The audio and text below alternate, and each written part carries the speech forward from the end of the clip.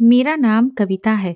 मैं मनोविज्ञान विषय से मानसिक रोगों पर रिसर्च कर रही हूँ और इसी सिलसिले में मैं अपने ही क्षेत्र के एक मेंटल असाइलम में गई थी और वहीं के अधीक्षक से जो क्रिटिकल केसेस होते हैं उनकी जानकारी ले रही थी कि तभी अचानक से चीख पुकार मचने लगी। हांफती हुई एक केयर टेकर और उसके पीछे 4-5 वार्ड बॉय भी दौड़ते हुए आए और अधीक्षक सर से कहने लगे, सर वो 15 नंबर वाली ने आग लगा ली है। सर ने तुरंत कहा, ये क्या हुआ, कब और कैसे? तो वो बताने लगे, सर वो तो पता नहीं, आप देखिए। अधीक्षक सर ने मुझे बैठने का इशारा किया और वो तेजी से केयर टेकर के पीछे गए। कोई 1.25 घंटे के बाद वो दोबारा से अपने कमरे में आए। वो काफी परेशान लग रहे थे। मैंने उनसे पूछा, सब कुछ ठीक तो है ना सर? वो कहने लगे, नहीं, एक्चुअली यहाँ भर्ती एक औरत ने आग लगा ली है और वो तकरीबन 80% तक झुलस गई है। मैंने कहा, अरे ये तो बहुत दुख की बात है। अब तो पुलिस इंक्वायरी होगी। आखिर ये औरत कौन है? सर, क्या मैं जान सकती हूँ? तो सर मुझे बताने लगे कि कुछ साल पहले ही यहाँ आई है। वैसे तो काफी शांत है, लेकिन कभी कभी बहुत एग्रेसिव हो जाती है। घर वालों का सपोर्ट मिलता तो दवाइयों से ठीक हो जाती, लेकिन घर वाले तो यहाँ छोड़ गए। सब कुछ बता पाना संभव नहीं। तुम्हें कुछ अलग केस के बारे में जानना था ना, तो तुम एक काम करो, एक डायरी है जो इसके घर वाले इसके सामान के साथ दे गए थे, तुम उसे पढ़ो, शायद उससे तुम्हें कुछ हेल्प मिले। लेकिन हाँ, कल तक उसे वापस कर देना। मैंने सर से कहा, जी बिल्कुल सर। सर ने चपरासी से डायरी मंगवाकर मुझे दे दी। वो डायरी लाल रंग की थी। कवर पेज पर दुर्गा माता का चित्र बना हुआ था और अंदर बहुत ही खूबसूरत अक्षरों में लिखा हुआ था, मैथिली। घर आते ही मैं डायरी खोलकर पढ़ने बैठ गई। एक भोली मासूम सी लड़की की तरह शुरुआत में उसने अपने सपने, अपने रोजमर्रा के क्रियाकलापों के बारे में लिखा था। बीच के पन्ने काफी खाली थे, फिर लगातार बहुत कम लिखा गया था। अचानक पन्ने पलटते पलटते मैं चौंक गई, या उसमें जो कुछ लिखा था शायद यही उसके आज की स्थिति में पहुंचने का कारण था। अब मैं वो पढ़ूंगी जो उसने यहाँ पर लिखा था। फोन फिर से बज रहा है। मैंने देखा कि ये उसकी ही कॉल थी। ये तकरीबन 20वीं कॉल थी। मैंने वो नंबर ब्लॉक लिस्ट में डाल दिया है। हालांकि मैं जानती हूँ कि इससे कुछ नहीं होगा, कुछ भी नहीं, लेकिन करूँ क्या? आखिर मैं किससे कहूँ? कौन समझेगा? हे भगवान, ये मेरे साथ ही क्यों है? अब बस और नहीं। कुछ ही महीनों पहले की तो बात थी। मैं बहुत खुशहाल तो नहीं थी, पर जिंदगी ठीक ठाक से अपने ढर्रे पर चल रही थी। सब कुछ तो था मेरे पास, बड़ी सी शानदार कोठी, सास ससुर नंदों से भरा पूरा परिवार, 2 प्यारे बच्चे और अपने ही क्षेत्र में बेहद सफल क्रिमिनल लॉयर, दबंग व्यक्तित्व के मालिक मेरे पति। इतने लोगों और ढेर सारे नौकर चाकरों के बाद भी कुछ ऐसा तो था जो खोया सा था। वो थी मेरी खुशी। मैं खुश नहीं थी। क्यों खुश नहीं थी? किस चीज की कमी है? अक्सर मुझसे ये लोग पूछते थे, मेरी बहनें पूछती थीं, लेकिन मैं क्या कहूँ? किससे कहूँ कि जीवन जीने के लिए सिर्फ भौतिक सुख साधनों की जरूरत नहीं होती, कुछ एहसास भी जरूरी होते हैं जो सालों पहले तक दब चुके हैं। जब 18 साल की सपने देखने वाली उम्र में मैं पहुंची तो हाथ में गृहस्थी की बागडोर थमा दी गई थी। खूबसूरत होना भी एक गुनाह है शायद।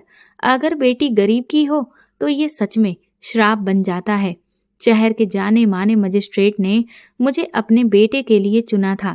इस बात से मेरे माता पिता इतने खुश थे कि उन्होंने उम्र का अंतर भी नजरअंदाज कर दिया था। मेरे पति मुझसे पूरे 13 साल बड़े थे। ब्याह होकर आया तो बेहद डरी हुई थी। यहाँ जो देखा उससे यही पाया कि ये शादी तो पूरी तरह से बेमेल थी। अंतर सिर्फ उम्र और स्टेटस का ही नहीं, हर स्तर पर था। सबसे बड़ा अंतर तो हम पति पत्नी के नजरिए का था। खैर, पहले ही दिन से पति के रौब का ऐसा असर पड़ा कि मैं उनके हर आदेश पर झुकती चली गई। वो मुझे पति कम और मेरे मालिक ज्यादा लगते। मैं उनसे हर वक्त डरी सहमी रहती, कभी भी अपनी खुलकर इच्छाएं व्यक्त नहीं कर पाई। एक दिन धीरे से पढ़ने की इच्छा जाहिर की थी तो उन्होंने इस तरह से खा जाने वाली नजरों से घूरा कि मेरी आवाज तो मेरे हलक में ही अटक गई थी। कहने लगे, बड़े बूढ़ों की सेवा करो, पढ़कर कौन सा तीर मारोगी? माँ बाबूजी की सेवा के लिए लाया हूँ। ब्याह कर पढ़ाने लिखाने के लिए नहीं। उस दिन के बाद से पढ़ने की कभी कोई बात नहीं हुई। माँ की दी हुई सीख के हिसाब से ससुराल में सबको खुश रखने का भरसक प्रयास करती। सब खुश भी थे मुझसे। साल बीतते हुए माँ बनने की खुशखबरी भी मिल गई। इतनी जल्दी मैं माँ बनने को तैयार नहीं थी, पर घर में सभी को बच्चे की बहुत जल्दी थी, तो सबकी इच्छा के आगे भला मेरी क्या चलती। मेरी बेटी के जन्म के समय मैं चाहती थी कि मेरे पति मेरे पास रहें, थोड़ा वक्त मेरे साथ गुजारें। लेकिन उनकी व्यवस्थाएं बढ़ती ही जा रही थी। वो सुबह कोर्ट निकल जाते और दोपहर में ही खाना खाने आते, थोड़ा आराम करके फिर कोर्ट चले जाते। फिर वो सीधा रात को ही घर में आते, अपने फाइलों के ढेर के साथ। घर के ही एक कमरे में बने ऑफिस में वो कई बार आधी रात तक फाइलों से सर खपाते रहते। मैं उनसे बात करने को तरस जाती। मैं उन्हें बताना चाहती थी कि आज मैंने क्या क्या किया। आज मैंने बच्चे की धड़कन महसूस की, आज बच्चे ने पहली बार लात मारी। लेकिन उनके पास ये सब सुनने के लिए वक्त ही कहाँ था। बच्ची के जन्म के बाद भी उनका यही शेड्यूल बना रहा। शिकायत का भी कोई फायदा नहीं था, क्योंकि शिकायत सुनने वाला कोई था ही नहीं। हार कर मैंने अपने इस जीवन को ही अपनी किस्मत मान लिया था। मैंने अपनी बेटी में अपना मन लगाना शुरू किया, उसमें अपना बचपन खोजने लगी। समय अपनी गति से बीत रहा था। देखते ही देखते मैं एक और गोल मटोल से बेटे की भी माँ बन गई। मेरी खुशियाँ, मेरी आशाएं, अपेक्षाएं सब अपने बच्चों तक ही सीमित होकर रह गई थी। कभी मायके जाती तो अपनी हम उम्र सहेलियों को ठिठोली करते देख मानो फिर से वही पुरानी मैथिली बन जाती। जी भरकर जीने की कोशिश करती, पर ये दिन ज्यादा देर तक एक से नहीं रह पाते। मायके में मुझे ज्यादा रुकने की इजाजत नहीं थी। माँ बाबूजी कटकर रह जाते, मानो अपनी हैसियत से ऊंचे खानदान में लड़की ब्याहने की यही सजा हो। मेरी शादी हुए 16 साल बीत चुके थे। जिंदगी ऐसे ही चल रही थी। एक दिन घर मिलने आई बहन ने कहा, लाओ दीदी, आपका फेसबुक अकाउंट बना दूं। नौकर चाकर होने के बाद भी सारा दिन बस घर में सर खपाती रहती हो। मैंने उससे कहा, छोड़ो, मेरे पास इतना टाइम कहाँ है। मैंने कोई रुचि नहीं दिखाई, पर वो कहने लगी, अरे इसमें करना ही क्या है। इसमें परिवार वाले, स्कूल के दोस्त, पुराने बिछड़े सब यहीं मिल जाएंगे। कभी कभी ऑनलाइन आकर मिलजुल लिया करना, और क्या। मैंने कहा, अच्छा, सबसे फेसबुक पर मिलना हो जाएगा तो फिर ठीक है, बना दे मेरा अकाउंट और मैनेज करना भी सिखा दे। उसने फेसबुक अकाउंट बनाया और मेरी एक अच्छी सी तस्वीर भी डीपी में लगा दी। कुछ परिवार वालों को रिक्वेस्ट भी भेज दी थी। काम से फुर्सत होकर मैं कभी कभी फेसबुक देख लेती। सबको जन्मदिन की बधाई देना और डीपी पर लाइक करने के अलावा कुछ नया, ये मन बांधने जैसा कुछ भी नहीं मिलता तो 5 मिनट में ही बंद भी कर देती थी। एक रात पतिदेव तो ऑफिस में ही बैठे रहे। मैं फेसबुक चलाकर इंतजार के लम्हे काट रही थी कि तभी एक नोटिफिकेशन चमका। किसी ने रिक्वेस्ट भेजी थी। यूं तो मैं रुचि न होने की वजह से रिक्वेस्ट नहीं देखती थी, ना कंफर्म करती थी, पर उस दिन समय काटने के लिए आज मैंने रिक्वेस्ट भेजने वाले की प्रोफाइल खोली। रजत मिश्रा, उम्र 24 साल, बनारस। भेजने वाले की डीपी काफी आकर्षक थी। मैं देखने लगी। काफी तस्वीरें थीं, बहुत सारी मनोरंजक पोस्टें भी थीं। ऐसा लगता था ये रजत काफी मनमौजी और हंसने हंसाने वाले स्वभाव का बंदा था। मैं मुस्कुरा पड़ी। इतने सालों बाद आज अनायास मेरे होठों पर मुस्कुराहट आई थी। पति के लौटते ही मैंने फेसबुक बंद कर दिया। इन्होंने तो मुझ पर नजर डालने की जहमत भी नहीं उठाई और बेड पर एक तरफ पीट करके सो गए। मेरे मुंह से कराहसी निकल गई थी, क्योंकि कल मेरा जन्मदिन है और मैं कब से ये प्रतीक्षा कर रही थी कि ये आएंगे और एक मुबारकबाद मुझे जरूर देंगे। मेरी कोई मांग नहीं थी कि मुझे गहने चाहिए, कपड़े चाहिए। बस इतना ही चाहती थी कि एक बार ये प्यार से अपने हाथों में मेरा हाथ लें और मेरे जन्मदिन पर मुझे सिर्फ एक प्यार भरी मुबारकबाद दे दें। लेकिन हर बार की तरह ये रात भी यूं गुजर गई। दोपहर से काम से फ्री होकर मैं लंच पर उनके आने का इंतजार कर रही थी, ताकि गरम रोटियां सेक कर खिला सकूं। थोड़ी देर सोचते हुए फोन उठाया तो एक और नोटिफिकेशन चमक रहा था। वो मैसेज रिक्वेस्ट का था। देखा तो ये कल वाले लड़के के ही मैसेज रिक्वेस्ट थी। उसने लिखा था, रिक्वेस्ट कबूल करने का क्या लेंगी मोहतरमा? कब से आवेदन किया है, कृपया कर निवेदन स्वीकार करें। उसकी ऐसी भाषा शैली पर हंसी आ गई। मैंने अभी उसकी रिक्वेस्ट कंफर्म नहीं की थी, ना मैसेज का कोई जवाब दिया। पतिदेव आ गए थे। मैंने तुरंत खाना लगाया। स्पेशल लंच की ओर भी उनका कोई ध्यान नहीं गया।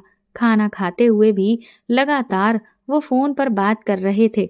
मन में कहीं ये इच्छा फिर एक बार उठकर दफन हो गई कि वो मुझे बर्थडे विश करते। खैर, उनके जाने के बाद मैं बहुत देर तक अपने घर वालों से फोन पर बात करती रही। मन भारी होता जा रहा था। रात में भी खाना खाकर वो सोने चले गए तो मेरे सब्र का बांध टूट गया। क्या मैं सिर्फ एक काम वाली बाई की हैसियत रखती हूँ? वो भी पगार लेती है, छुट्टियां लेती है। मैं तो बिना पगार, बिना छुट्टी वाली बाई हूँ। आंसू पोंछते हुए न जाने क्यों मैंने फोन उठाया। नेट ऑन किया तो फिर एक नोटिफिकेशन। मैंने जिज्ञासा बस देखा। उसी लड़के ने फिर मैसेज भेजा था, रिक्वेस्ट एक्सेप्ट नहीं करनी तो मत करिए मैडम, पर बर्थडे विश तो ले लीजिए। Happy birthday ma'am. मैं आश्चर्यचकित थी। मेरा पति घोड़े बेचकर सो गया। 24 घंटे में उसने एक बार भी मुझे विश नहीं किया था। पर ये पराया लड़का, इसे क्या पड़ी है मुझे विश करने की? ना चाहते हुए भी मेरी उंगलियों ने मैसेज रिक्वेस्ट एक्सेप्ट पर क्लिक कर दिया। मैंने टाइप किया थैंक यू और सेंड कर दिया।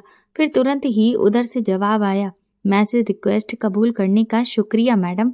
अब फ्रेंड रिक्वेस्ट कब कबूल करेंगी? मैंने कहा, मैं अनजान लोगों का मित्रता निवेदन स्वीकार नहीं करती। वो कहने लगा, ठीक है तो कुछ दिन बाद बात कीजिए, जब अनजान ना रहूं तब दोस्त बना लीजिएगा। साथ में मुस्कुराते हुए 2 इमोजी भी भेज दिए। मैंने कहा, अरे मुझे तुमसे बात नहीं करनी। तो बोला, लेकिन क्यों मैडम? क्या मैं इतना बुरा लगता हूँ? क्या मैं बदतमीज मवाली लगता हूँ? मैंने कहा, ऐसा कुछ नहीं है, बस मुझे इसमें कोई रुचि नहीं है, ना मेरे पास इतना टाइम है। ये मैसेज करके मैंने नेट ऑफ कर दिया और सोने की कोशिश करने लगी। 2 दिन तक मैंने फेसबुक नहीं चलाया और ना नेट ऑन किया। लेकिन लोग शांति से रहने कहाँ देते हैं। बहन ने फोन किया, व्हाट्सएप पर मैसेज किया, तुमने देखा ही नहीं, सब ठीक तो है ना? मैंने कहा, हाँ ठीक है, बस फुर्सत नहीं मिली। मैंने टालने की कोशिश की, लेकिन मजबूर होकर नेट ऑन करना ही पड़ा और ऑन होते ही मैसेंजर के मैसेज पॉपअप होने लगे। मैंने सोचा, हे राम, इतना कौन याद कर रहा है मुझे? व्हाट्सएप से पहले मैंने मैसेंजर खोल दिया। उसी लड़के के मैसेज थे, 1-2 नहीं बल्कि कई सारे। लिखा था, गुड मॉर्निंग मैडम, आज आप ऑनलाइन नहीं आई, लगता है आप नाराज हैं मुझसे। सॉरी, पर प्लीज ऑनलाइन आइए, आज दूसरा दिन है। आज भी आप नहीं दिखी, क्यों? उदासी भरे इमोजी। क्या हुआ है आपको? तबीयत ठीक है ना मैडम? मुझे अब चिंता हो रही है। भगवान करे आप ठीक हो। नाराजगी, उदासी, तबीयत खराब जो भी है बताइए प्लीज। उसके बाद एक के बाद एक लगातार दुखी भाव प्रदर्शित करने वाले इमोजी थे। हद है, ये लड़का तो पीछे ही पड़ गया। चाहता क्या है? आखिर ये तो तय था कि मैं फेसबुक पर नहीं हूँ तो भी ये मैसेज भेजता रहेगा। सोचा इससे बात ही कर लूं। मैंने उसे रिप्लाई दिया, मैं ठीक हूँ और फालतू के मैसेजेस भेजना बंद करो। 5 मिनट बाद ही जवाब आया। फिर फेसबुक से नाराजगी थी या मुझसे? मैंने कहा, तुम सारा दिन ऑनलाइन रहते हो, कोई काम नहीं है क्या? कहने लगा, आपके मैसेजेस के इंतजार में ऑनलाइन है, वरना खाली नहीं हूँ। खेती बाड़ी है, बटाई पर खेत दिए हैं और भैया के साथ उनके बिजनेस को देखता हूँ। मैंने कहा, मेरी इतनी चिंता करने की जरूरत नहीं है तुम्हें, समझे? इस पर आपका जोर नहीं है। आप मुझे रत्ती भर भाव ना दें, पर मैं आपकी चिंता करूंगा, ये मेरी इच्छा है। मैंने कहा, मान ना मान, मैं तेरा मेहमान? कौन हो तुम मेरे जो चिंता कर रहे हो? मेरे घर वाले हैं मेरी चिंता करने को। बोला, जी मैडम, आप खुशकिस्मत हैं जो इतने लोग हैं आपके लिए, पर मुझे और कुछ नहीं तो एक अपना अदना सा दोस्त या शुभ चिंतक ही समझ लीजिए। मैंने कहा, तुम तो पीछे ही पड़ गए। बोला, जब तक दोस्ती स्वीकार नहीं करेंगी पीछे पड़ा रहूंगा, ब्लॉक करेंगी तो दूसरी तीसरी आईडी से आऊंगा। मैंने कहा, पर क्यों? बोला, आप अच्छी लगती हैं मुझे, बहुत अच्छी। आपको देखकर लगता है आपसे बात करूं। मैंने कहा, चुप करो, अब मुझे गुस्सा आ रहा है। तो कहने लगा, बस आपसे बात करना अच्छा लगता है, गुस्सा करना है तो कर लीजिए, खूबसूरत लोगों पर गुस्सा जचता है। गुस्सा करते हुए अपनी एक पिक भी भेज दीजिएगा। मैंने कहा, मैं और खूबसूरत, कोई और नहीं मिला बनाने को? बोला, माँ कसम, इतना सुंदर चेहरा मैंने अभी तक नहीं देखा, आंखें हटती ही नहीं। तभी तो आपको रिक्वेस्ट भेज दी, पर कहते हैं ना, खूबसूरत लोग संग दिल होते हैं। आपने अभी तक एक्सेप्ट ही नहीं की। मैंने जवाब दिया, बकवास बंद करो, मुझे और भी काम है, अब मैसेज मत करना। ये कहकर मैंने नेट ऑफ कर दिया, लेकिन मन ही मन सोचने लगी, मैं और सुंदर 16 साल पीछे चली गई। मेरी सास शुरू शुरू में कहती थी, चांद का टुकड़ा लाई हूं अपने बेटे के लिए, पर पतिदेव ने शायद ही कभी कोई ऐसा कॉम्प्लीमेंट दिया हो। उनकी नजरों में कभी अपने लिए प्रशंसा जैसा कोई भाव नहीं देखा। वो बिस्तर पर कभी कभी मेहरबान होते तो भी एक दाता का भाव रखते, मानो इस तरह की मुझ पर एहसान कर रहे हों। एक गहरी सांस लेकर मैं अपने काम में बिजी हो गई, लेकिन उसकी बातें बार बार दिमाग में आती रहीं। थोड़ी देर सोचने के बाद बकवास कहकर मैंने अपना सर झटक दिया, पर आज नहा धोकर आईने के सामने खड़ी हुई तो ना चाहते हुए भी बस खुद को निहारने लगी। उसकी बात दिमाग में चलने लगी, आप खूबसूरत हैं। आज बरसों के बाद जी भरकर खुद को आईने में निहारा और स्वयं पर ही मुस्कुरा उठी। रात को पतिदेव खर्राटे भर रहे थे, पर मेरी आंखों में न जाने क्यों नींद नहीं थी। फेसबुक खोला तो आशा के हिसाब से कुछ मिनट बाद उसका मैसेज आया, सोई नहीं आप? मैंने मैसेज इग्नोर कर दिया। उसके 2-4 और भी मैसेज आए, पर मैंने जवाब ना देना ही ठीक समझा। सुबह उठकर मैसेंजर चेक किया तो उसका कोई नया मैसेज नहीं था। चलो, शायद समझ गया कि मुझे उसकी पंचायत अच्छी नहीं लग रही, लेकिन आश्चर्य हुआ मुझे जब पूरे दिन उसका कोई मैसेज नहीं आया। आज छठा दिन था और अब तक उसका कोई मैसेज नहीं आया था। शायद समझ गया है कि मैं उसे नजरअंदाज करती हूँ, पर कहीं वो बीमार तो नहीं। मुझे उसकी चिंता न जाने क्यों हो रही है। मैं खुद से ही सवाल जवाब कर रही थी। एक बार पूछना तो चाहिए, पर वो क्या सोचेगा। मैंने उसकी प्रोफाइल खोली। उसके दोस्तों ने उसे टैग करके उसके जल्दी ही स्वस्थ होने की कामना करते हुए पोस्ट की थी। इसका मतलब वो सच में बीमार है। एक बार तो पूछना ही चाहिए। मैंने हिचकते हुए मैसेज किया, हेलो, कैसे हो? घंटे भर बाद जवाब आया, आपने पूछ लिया, अब अच्छा हूँ। मैंने कहा, क्या हुआ तुम्हें? तो बोला, एक्सीडेंट। मैंने कहा, कब, कहाँ, कैसे? तो बोला, जब आपने मैसेज देकर भी जवाब नहीं दिया तब आपकी नजरअंदाज करने की वजह से हुआ। मैंने कहा, भक, सच बताओ, कैसे हुआ? वो बोला, सच कह रहा हूँ, मैं झूठ नहीं बोलता।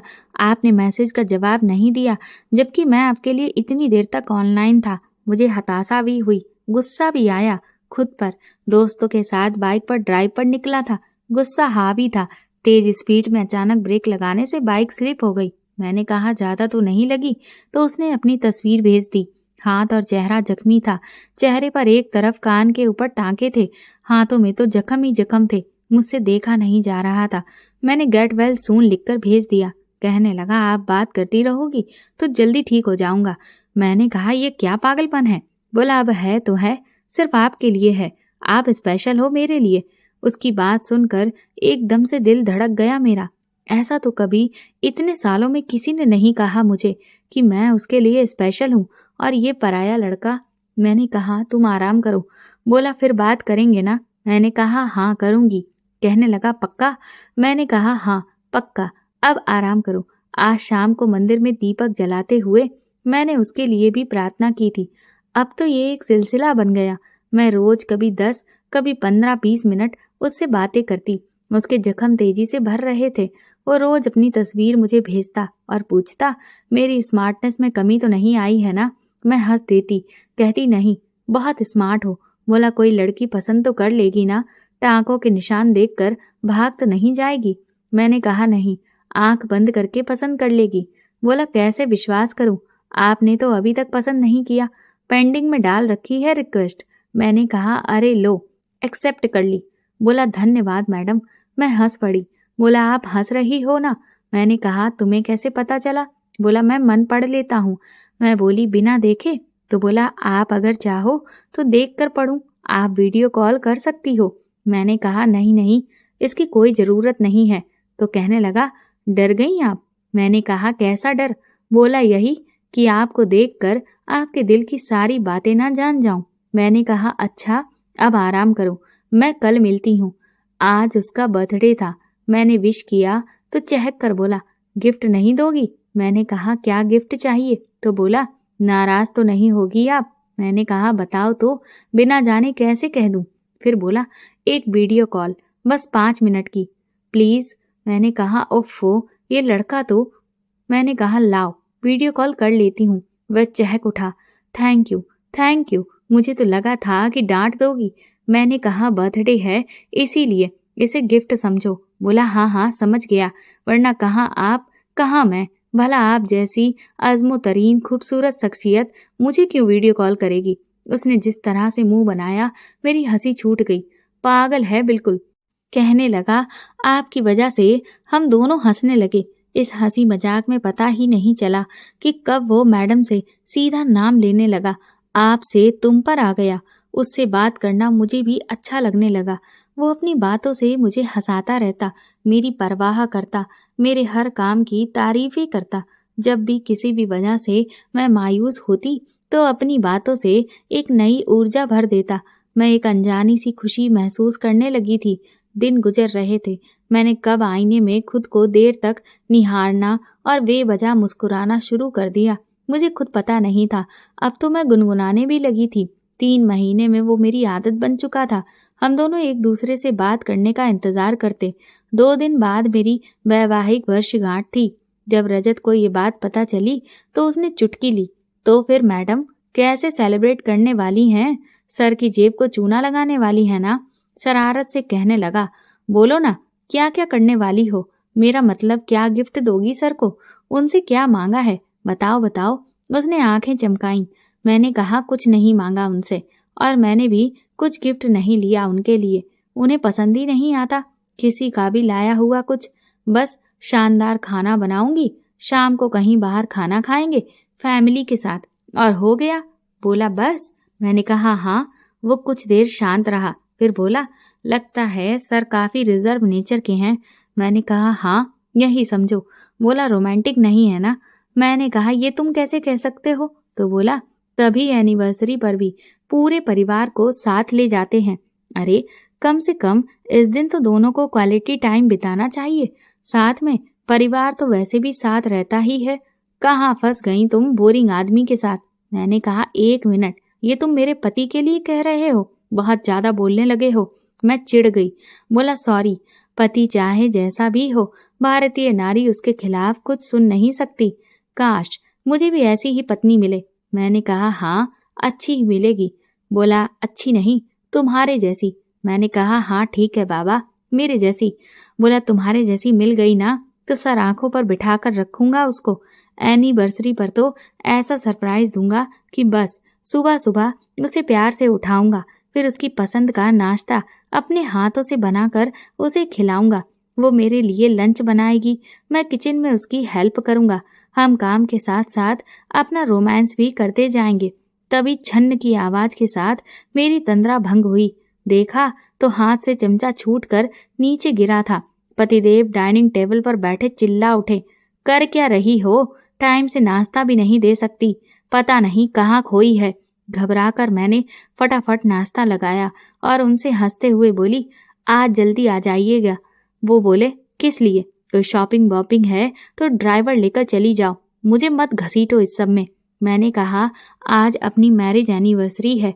लेकिन उन्होंने बिना नजर उठाए धीरे से कहा, देखूंगा, कोशिश करूंगा। मैंने कहा, जी बच्चे भी कह रहे थे बाहर खाना खाने की, और अम्मा जी भी कितने दिन से बाहर नहीं निकली हैं, डिनर बाहर कर लें आज। तो मैंने घबराते हुए कहा, डर था कि कहीं मना ना कर दें। बोले, ठीक है, देखता हूँ, शाम को फोन कर दूंगा, जैसा भी प्लान होगा। मेरी तसल्ली के लिए इतना ही काफी था। मैं खुश थी। घर के कामों से फ्री होने के बाद मैंने उनके पसंदीदा रंग की साड़ी पहनी, हल्का सा श्रृंगार कर उनकी राह देखने लगी। कितने दिनों बाद साथ कहीं जाने का मौका आया है। 2-4 सेल्फी ले ली, एक फेसबुक पर अपलोड भी कर दी। तुरंत रजत का मैसेज आया, माशा अल्लाह, जान लोगी क्या? मेरी हंसी छूट गई। बोला जाओ एंजॉय करो। मैंने कहा बस उनका ही इंतजार है। रात 8 बजे तक इनका तो पता ही नहीं था। फोन किया तो पता चला कि किसी क्लाइंट के घर पर हैं, कोई बेहद इम्पोर्टेंट केस है। कहने लगे तुम बच्चों और माँ को लेकर ड्राइवर के साथ चली जाओ, मैं वहीं ज्वाइन कर लूंगा। अब बहस का कोई मतलब नहीं था। मैं चुपचाप बच्चों और माँ जी के साथ उनके सुझाए हुए रेस्टोरेंट पहुंच गई। उनका वेट करते करते फाइनली उनके बिना ही डिनर करके रात 11 बजे हम वापस आ गए। उनको फिर फोन किया तो उन्होंने बताया कि उन्हें आने में लेट हो जाएगा, खाना वो खा चुके हैं, मैं चिंता ना करूं। मन तो रोने का हो रहा था, आंसू कोर भिगो रहे थे। मैं फेसबुक खोलकर बैठ गई। आज मैंने आगे बढ़कर खुद रजत को मैसेज किया। वो कहने लगा अरे तुम इस वक्त ऑनलाइन, कैसा रहा सेलिब्रेशन? मैंने कहा क्यों, इस वक्त ऑनलाइन नहीं आ सकती? वो बोला इस वक्त तो तुम्हें और सर को एक दूसरे के साथ होना चाहिए, एक दूसरे में खोए हुए। क्यों, गलत कह रहा हूँ क्या मैं? मैंने कहा 17 साल हो चुके हैं हमारी शादी को। बोला तो क्या हुआ, कुछ एहसास कभी पुराने नहीं होते। वैसे सर कहाँ हैं? बताया नहीं, सेलिब्रेशन कैसा रहा? मेरी लंबी चुप्पी भांप कर बोला सुनो, बुरा ना मानो तो एक वीडियो कॉल करूं 2 मिनट के लिए। मैंने कहा किस लिए? बोला तुम्हें देखने के लिए। मैंने मना किया। बोला चलो उठाओ ना कॉल प्लीज। फिर वीडियो कॉल पर वो अपलक मुझे देखता रहा। मैंने कहा 2 मिनट हो गए। वो चौंका। अरे हाँ, पर 2 मिनट का मतलब हर समय 2 मिनट ही नहीं होता। कितनी प्यारी लग रही हो। सर तो गए आज, काम तमाम हो गया होगा। वो हंसने लगा। मैंने कहा शटाप। बोला जब देखो शटाप कर देती हो। सुनो, इतनी उदास क्यों हो, बोलो तो। उसके लगातार पूछने पर आखिर मेरे सब्र का बांध टूट गया। सब कुछ जानकर वो मुझे ढांढस बनाता रहा। कहने लगा रो मत, देखो इतना महंगा काजल बह रहा है। मैंने कहा भाड़ में गया काजल। बोला सुनो, मुझे अच्छा नहीं लगता तुम्हारा रोना, बस करो ना। अगर अभी आंसू निकले तो मैं तुम्हारे आंसुओं को पी लूंगा। रो मत। ये सुनते ही मेरे आंसुओं पर ब्रेक लग गया। बोला बस हो गया, अब नहीं रोगी। वो मुस्कुराया। मैंने फिर से शटाप कहा। बोला फिर शटाप? ये सही है, जब देखो मैडम डांट पिला देती हैं। वो मुंह बनाते हुए बोला तो मैं ऐसे वक्त में भी मुस्कुरा दी। बोला हाँ, बस ऐसे ही मुस्कुराया करो, इसी मुस्कान पर तो मैं फिदा हूँ। वो आंख दबाते हुए बोला। मैंने कहा तुम फ्लर्ट कर रहे हो? बोला हाँ तो क्या हुआ, तुम भी करो। मैंने कहा उम्र देखी है अपनी? बोला कुछ दिन पहले ही 25 का गबरू जवान हुआ हूँ। मैंने कहा मेरी उम्र पता है? बोला नहीं। पता बताओ। मैंने कहा 17 साल। तो मेरी शादी को हो चुके हैं। बोला तो तुमने बाल विवाह कर लिया तो इसमें मैं क्या करूं? मैंने कहा बालिग होने पर ब्याह हुआ था मेरा। कहने लगा तो बुढ़िया हो? मैंने कहा हाँ बिल्कुल। बोला लगती तो नहीं हो, वैसे इतनी हसीन बुढ़िया भी चलेगी मुझे। ये कहकर वो हंसने लगा। मैंने कहा मैं 12 साल बड़ी हूँ तुमसे। बोला तो ये किस संविधान में लिखा है कि 12 साल के अंतर वाले फ्लर्ट नहीं कर सकते? मैं बोली ढीठ हो। बोला तुम्हारे लिए। मैंने कहा बस करो। मैं हंस रही थी। बोला बस क्यों, अभी तो शुरू किया है। मैंने कहा बस और नहीं, मैं शादीशुदा हूँ। बोला तो शादीशुदा औरतों को खुलकर जीने हंसने का हक नहीं होता क्या? मैं चुप हो गई थी। मैंने कहा रजत अब मैं रखती हूँ फोन। बोला ओके, वादा करो उदास नहीं होगी। मैंने कहा हाँ नहीं होंगी। मैंने फोन तो रख दिया था, पर उसकी एक एक बात देर तक मेरे कानों में गूंजती रही। ये कब आए, कब आंख लगी, मुझे तो कुछ पता ही नहीं चला। दूसरे दिन मैं रोज की तरह अपने काम में लग चुकी थी। ये आए और कैफियत देते हुए बोले वो कल मैं बुरी तरह से फंस गया, इसीलिए आ नहीं पाया। हम किसी और दिन बाहर चलते हैं। मुझे आश्चर्य हुआ, ये कब से कैफियत देने लगे? मैंने कहा कोई बात नहीं, मैं जानती हूँ आप बिजी थे। फिर मुझसे कहने लगे यही बात तुम हमारी बेटी रचना और बेटे साहिल और माँ को भी समझा दो। वो लोग सुबह से बस शिकायतें लेकर चालू हैं। अब मैं समझी, तो ये कारण है कैफियत देने का, मतलब इन्हें कोई ग्लानि तो है ही नहीं। दोपहर को मैं हमेशा की तरह जब थोड़ा फ्री हुई तो फेसबुक खोल लिया। रजत ने कई हास्य व्यंग पोस्ट किए थे। मैं खुलकर हंस पड़ी। ये लड़का कितना जिंदा दिल है, जिंदगी को जीने वाला, ढोने वाला नहीं है मेरी तरह। मेरे मुंह से एक आहा निकली। तभी उसका मैसेज आया, हाल कैसा है मोहतरमा का? मैंने कहा ठीक है। बोला मैं आज गांव जा रहा हूँ। मैंने कहा अच्छा? बोला क्या अच्छा है इसमें? वहां तो नेट ही नहीं चलता। मैंने कहा तो फेसबुक बिना मन नहीं लगेगा। बोला तुमसे बात किए बिना मन नहीं लगेगा। मैडम फेसबुक तो बस एक बहाना है। मैं बोली तो फिर? बोला मुझसे इतनी बड़ी हो फिर भी हर बात समझानी पड़ती है। अपना नंबर दो देवी, जिससे फोन पर बात होती रहे, वरना मैं वहां रह नहीं पाऊंगा। मैं वैसे किसी को यूं नंबर नहीं देती, पर रजत आम नहीं रह गया था मेरे लिए। अब इन कुछ महीनों में वो बहुत खास हो गया था मेरे लिए। बिना सोचे विचारे मैंने उसे नंबर दे दिया। अब मैसेंजर से वो मेरे व्हाट्सएप पर आ गया था। बातें भी अब पहले से ज्यादा होने लगी। ये रिश्ता क्या था? मेरे लिए तो वो मेरा सबसे अच्छा दोस्त था, जिससे मैं धीरे धीरे सब कुछ शेयर करने लगी थी। खैर, करवा चौथ का दिन था, मेरा व्रत था। वो बोला काश कोई मेरे लिए भी व्रत रखती। मैंने कहा रखेगी ना तुम्हारी बाली? बोला पता नहीं कब आएगी मेरी बाली। मैंने कहा जब लेकर आओगे। बोला वो मेरे लिए व्रत रखेगी, मैं उसके लिए व्रत रखूंगा। मैंने कहा अच्छा, और हंस पड़ी। बोला हाँ, वो अकेली क्यों भूखी प्यासी रहे? वो मेरी लंबी उम्र के लिए व्रत रखेगी तो मुझे भी तो उसकी लंबी उम्र के लिए व्रत रखना चाहिए ना। मैंने कहा फिर तो वो बहुत भाग्यशाली होगी। बोला बेशक, मेरी बाली भाग्यशाली ही होगी। न जाने क्यों मन में कुछ कसक सा गया था उसकी बातें सुनकर। कहने लगा जब पूजा के लिए तैयार होना तो एक पिक मुझे भी भेज देना, मैं तुम्हें देखना चाहता हूँ। मैंने ना हाँ कहा ना कहा। मैं आज का दिन सिर्फ और सिर्फ अपने पति का ध्यान करते हुए बिताना चाहती थी, तो कह दिया कि आज बिजी रहूंगी, मैसेज मत करना। वो शायद समझ गया था। रात फिर वही कहानी दोहराई गई। मेरे पति कभी समय पर मेरे लिए घर आने का वादा पूरा नहीं कर पाए थे। ऐसे समय में मैं हमेशा यही सोचती कि मैं उनके लिए अहमियत रखती भी हूँ या नहीं। मेरी स्थिति सिर्फ घर परिवार का ध्यान रखने वाली, खाना बनाकर देने वाली और कभी कभार पति पत्नी की जरूरत पूरी करने वाली ही होकर रह गई है। साल में एक बार, एक दिन ये मेरी एक छोटी सी इच्छा भी पूरी नहीं कर सकते। मैंने जीवन में जब जब उनकी उपस्थिति महसूस करनी चाहिए, ये हमेशा अनुपस्थित ही मिले। कैसे पति हैं ये? क्या यही है पति धर्म? क्या खाना, कपड़ा और छत ही है औरत की आवश्यकताएं? मैं इतना ज्यादा अनमनी हो चुकी थी कि उनके आने पर सारी रस्में पूरी जरूर की थी। खाना परोसा था, लेकिन स्वयं खाने का एक कौर भी हलक से नीचे उतारने की इच्छा नहीं हुई। इन्होंने तो खैर कभी परवाह भी नहीं की कि मैंने खाना खाया है या नहीं खाया। मैं कपड़े बदल कर जा लेटी। वो सुकून से सो रहे थे। आंसू बहाते बहाते मेरी भी आंख लग गई। दूसरे दिन जब आंख खुली तो अजीब सा महसूस हो रहा था। शरीर गर्म था। उठना चाहा तो उठना नहीं गया। मोबाइल में टाइम देखा तो 7 बज रहे थे। मैं घबरा गई। 7:30 बजे बच्चों की स्कूल बस आ जाएगी। हे भगवान, आज इतनी देर कैसे हो गई उठने में? जल्दबाजी में उठकर भागी तो आंखों के आगे अंधेरा छा गया। कदम लड़खड़ा गए और फिर जब होश आया तो मैं बिस्तर पर थी। माँ जी सिरहाने बैठी थी। ये भी परेशान टहल रहे थे।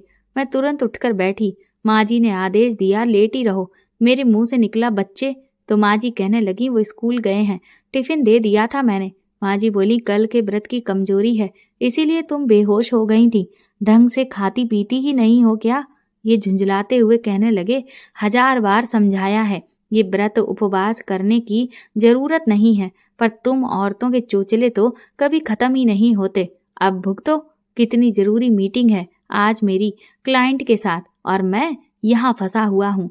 मैंने कहा आप जाइए, मैं ठीक हूँ। तो ऐंठ कर बोले डॉक्टर की दवाई टेबल पर रखी है, फल मंगवा दिए हैं, कृपा करके खा लेना, मैं शाम को मिलता हूँ। ये कहकर ये निकल गए। आज का काम मम्मी जी ने हेल्पर के साथ मिलकर निपटा लिया था, इसलिए एक तरह से काम से मैं फ्री थी, पर विचारों से नहीं। मेरा मन न जाने कितने विचारों के जाल में जकड़ा हुआ था। रह रह कर रजत की बातें याद आ जाती। मैं भी मेरी बाली की लंबी उम्र के लिए व्रत रखूंगा। सारा दिन पत्नी के साथ रोमांस करूंगा, उसे खुश रखूंगा। मेरी बाली भाग्यशाली ही होगी, बहुत प्यार दूंगा उसे। फिर इनकी बात याद आ जाती, क्यों रखती हो व्रत? औरतों के चोचले खत्म ही नहीं होते। जरूरी मीटिंग है और मैं यहाँ फंसा हूँ। ये घर और घर वालों के टंटे खत्म हो तो कुछ और सोचूं। कितना अंतर है दोनों की सोच में। व्हाट्सएप पर रजत का मैसेज आया, पिक नहीं भेजी तुमने? मैंने डीपी में करवा चौथ वाली पिक लगा दी। कहा डीपी देख लो। बोला मतलब मुझे नहीं दी जाएगी, पर खूबसूरत लग रही हो, जैसे कल ही शादी हुई हो, नजर उतरवा लेना अपनी। मैंने कोई जवाब नहीं दिया तो तुरंत उसका फोन आ गया। बोला कैसी हो? मैंने कहा ठीक हूँ। बोला झूठ, लग नहीं रही हो। ठीक, बताओ क्या हुआ है? उसे टालना मुश्किल था, मेरा मन भी भरा हुआ था, तो आंसुओं के साथ दिल का सारा गुबार भी बह निकला। मैंने कहा किसी को नहीं पड़ी मेरी कि ये देखे भी कि मैंने खाना खाया है या नहीं, मैं जिंदा भी हूं या नहीं। जब तक चक्कर खाकर गिर नहीं गई तब तक किसी को फिक्र नहीं हुई। बोला किसी को कैसे फिक्र नहीं? मैं हूं ना, मैं करता हूँ फिक्र। तुमने कल मैसेज या फोन करने को मना कर दिया था, इसलिए मजबूर था। फिर भी मैसेंजर पर देखो, मैसेज किए हैं मैंने देखा तो उसके मैसेजेस पड़े थे। चांद निकल आया है मैडम, अब तुम अपने चांद की पूजा कर रही होगी। व्रत खोल लिया ना, अब अच्छे से भोजन कर लेना। हेलो, डिनर हुआ या नहीं? ख्याल रखना अपना। Good night. मैं एक सुखद आश्चर्य से भर गई। मैंने पूछा तुम्हें क्यों पड़ी है मेरी? बोला बस यूं ही, अपना मानता हूँ इसीलिए। मैंने कहा कैसा अपना? यहाँ अपनों की नहीं पड़ी मेरी। बोला मुझे पड़ी है तुम्हारी, और हमेशा रहेगी, समझी? और हर समय सवाल ना किया करो। मैंने कहा क्यों पड़ी है, क्या लगती हूँ तुम्हारी? वो बोला चुप, बिल्कुल चुप, आराम करो अब तुम। उसका डांटना बेहद अच्छा लग रहा था। एक छोटी जिद्दी बच्ची बन जाने का मन कर रहा था। थक गई थी समझदार बन बनकर, सारी गृहस्थी का बोझ उठाते उठाते। वो अल्लड़पन जो कभी जी ना पाई आज महसूस हो रहा था। वो देर तक बातें करता रहा। बच्चों के लौटने का वक्त हुआ तो मैंने फोन रखने को कहा। अनमने भाव से उसने फोन रखा। अब बहुत हल्का, बहुत अच्छा महसूस हो रहा था। मैं चुपचाप उठकर बच्चों के खाने की तैयारी में लग गई। रात को सब सो चुके थे, पर मैं जाग रही थी। रजत व्हाट्सएप पर खैरियत पूछ रहा था। अचानक वो कह उठा, रोया ना करो, मुझसे देखा नहीं जाता। तुम्हें पता नहीं कि मैं कितना बेचैन हो जाता हूँ। मैंने कहा पर क्यों? बोला तुम समझती नहीं क्या वाकई में? मैंने कहा मतलब? बोला मतलब भी समझाना पड़ेगा। मैंने कहा हाँ समझाओ।